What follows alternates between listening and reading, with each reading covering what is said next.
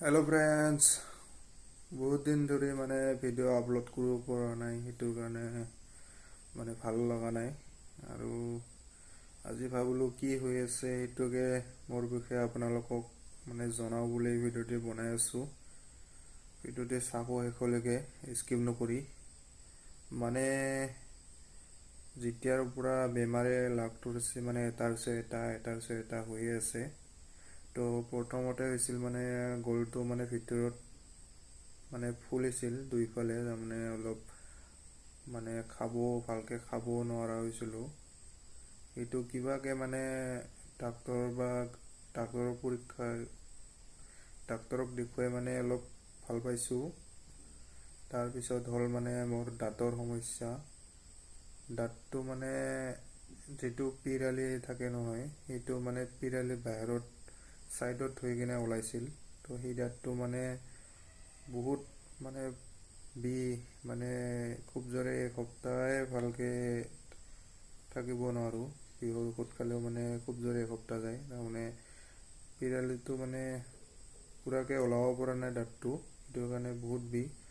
তো সেইটো শৰাই কাটি পূৰা কাটিলোঁ, পিৰালিটো কাটি দিছে, কাটি কিনে দাঁতটো পূৰা উঠাই দিছে।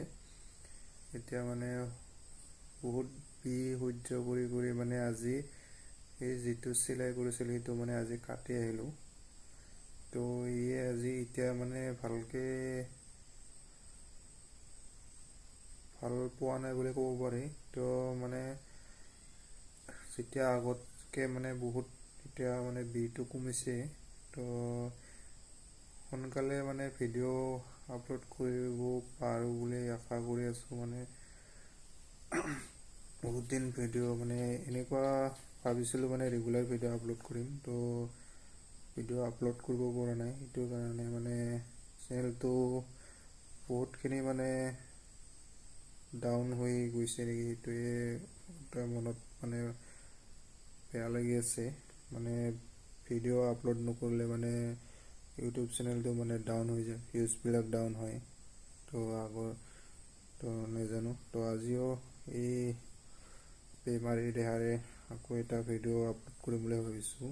তো কি হৈ আছেনো সেইটো আপোনালোকক জনাওঁ বুলি। তো কমিউনিটি পোষ্টত মই দিছোঁৱে কি বেমাৰৰ বাবে বা কি হৈছে সেইটো জনোৱা নাই। তো ভিডিঅ'টো শেষলৈকে চাব ফ্ৰেণ্ডছ। তো ছাপোৰ্ট কৰিব আৰু ভগৱানৰ ওচৰত প্ৰাৰ্থনা কৰি আছোঁ যাতে সোনকালে ভাল হৈ উঠিব পাৰোঁ। তো ইয়াকে কৈ আজিৰ ভিডিঅ'টি সমাপ্ত কৰিছোঁ।